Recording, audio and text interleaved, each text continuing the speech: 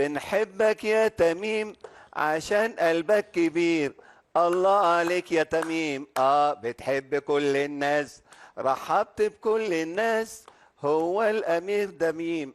بنحب الشعب القطري عشان شعبي جميل، شعبي كله مضياف، الله على الشعب القطري. وايه بنحب الامير تميم عشان راجل جميل، وهو قلبه كبير. ما تقولي معايا حضرتك. ما انا مش حافظه الكلام. طب هو الامير تميم هو راجل جميل. شكرا لك بنحب يا سيد الامير جمال. تميم. يعطيك الف والله عافيه.